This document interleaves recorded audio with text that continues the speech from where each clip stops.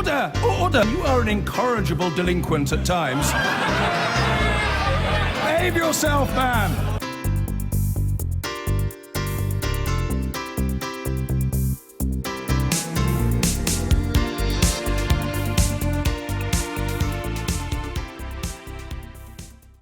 Now, David Cameron has set out his 4 goals for Britain's membership of the European Union, putting restrictions on benefits to migrants at the top of his demands. The Prime Minister said the UK faced a huge decision when it votes on whether to stay within the EU in the referendum he's promised within the next 2 years. He also called for Britain to be exempt from the commitment to an ever closer union, to be protected from more integration within the Eurozone, and to see key improvements in competitiveness. The reaction from the European Commission? Highly problematic. Our political editor, Gary Gibbon, reports. David Cameron relance le débat sur Much of Europe reported it as a threatening letter. Eastern Europe warned of an attack on its migrant workers' rights. European Council President Donald Tusk said Britain's renegotiation can now begin. I have every confidence that we will achieve an agreement that works for Britain and works for our European partners. And if and when we do so, as I said 3 years ago, I will campaign to keep Britain inside a reformed European Union. I'll campaign for it with all my heart and all my soul. David Cameron said Britain needed new rules for countries in the EU, but not in the euro. We need this issue fixed so that the UK is not obliged to fight a series of running battles which would only corrode trust amongst member states. The toughest negotiating demand, a 4-year ban on benefits for EU migrants working in Britain, has hit a wall of resistance in Eastern European capitals. Today, David Cameron talked instead of dealing with the benefits issue, the exact means to be decided. Now, I understand how difficult some of these welfare issues are for other member states, and I'm open to different ways of dealing with this issue. One way could be toughening up UK citizens' entitlement to benefits to avoid claims of discrimination against EU workers. David Cameron said single market reform, a power for groups of parliaments to stall EU measures, would amount to a transformation of the European Union. The European Union has a record of solving intractable problems. It can solve this one too. Let us therefore resolve to do so. Because the prize is a big one. A new kind of European Union. When history looks back on David Cameron's renegotiation, do you think they'll agree with him that he did create a new kind of European Union? If he wins the referendum and we stay in the European Union, people will say he negotiated enough to persuade the British people that this was an organisation which was in their interest to stay. That's very different from a new kind of European Union. But it's a new kind of attitude for the British, potentially. In his letter, David Cameron told Europe's leaders he wanted legally binding irreversible agreements as soon as possible. You said the changes you were looking for would be substantial.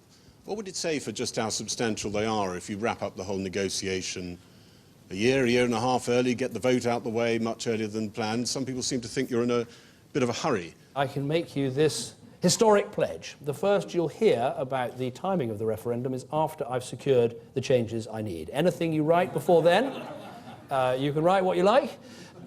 It might be true, it might not be true, but the only time... But it's an open secret now. David Cameron doesn't want this dragging on, giving his opponents more time to muster their forces. If he does it fast, the referendum, you're in trouble, aren't you? We've got to get the two sides together. There are two groups competing to be the umbrella campaign. Not very pleasantly. Well, there's always a bit of ego involved with these things, but, our position in UKIP is we'll work with anybody that wants to get Britain out of the European Union. But he's got a better chance if he goes faster. He's right about that, isn't he? He is right about that. And I think, given that he isn't really asking for anything, I think we're going to see a referendum in the first half of next year. In the Commons, Tory MPs will probably end up alongside Nigel Farage come the referendum, queued up to mock their leader's renegotiation. This is pretty thin gruel, much less than people had come to expect. Is that it? Is that the sum total of the government's position in this renegotiation? Unless we return powers to this Parliament, that this exercise will not be worth the while. How is he going to be able to sell this pig in a poke? David Cameron's message that the British voters will decide was partly a message to his own disgruntled backbenchers. Now, 27 other European leaders will look to their own domestic political markets to make sure that they're not giving away more in this negotiation than their own voters want. David Cameron starts with one big advantage. No single European leader seems to want Britain to leave. Gary Gibbon, Channel 4 News, Westminster. Well, now, the former European Commissioner, Lord Mandelson, will warn tonight that Britain could lose influence if it becomes a second-class member of the EU. In a speech to manufacturing bosses, I spoke to him earlier and asked him whether there was much for Labour to disagree with David Cameron about. Well, what we're agreed on across party is that we want Britain to play a full role in a reformed Europe that's deepening its single market, creating jobs, using its collective strength to boost trade and to make us stronger and safer in Europe. Where the disagreement perhaps comes most obviously is not between Conservative and Labour, but between the Conservative front bench and the Conservative back bench. There are people behind the Prime Minister who will never be satisfied with anything he renegotiates because they don't want to reform Europe, they want Britain out of Europe. So do you see the Prime Minister as being on your side, or is he doing something which you think in some way risks all that? I think the Prime Minister is right in the circumstances to set out, as he has done, the proposals for reform and to put them on paper so that people know exactly what they're negotiating with. The problem today... And do you regard them as mild or quite severe? I don't regard them as either mild or severe. I think they are timely. I think they are relevant. I also think they're achievable, but it's not going to be a cakewalk achieving any of them. You realise already that you've probably hit a whole lot of his backbenchers straight in the face, and then well, good heavens, if Mandelson agrees with this, it must be bad. Well, you can't argue with people... You're a European. Yeah, but John, you can't argue with people on the Conservative backbenchers who want the entire thing to fail.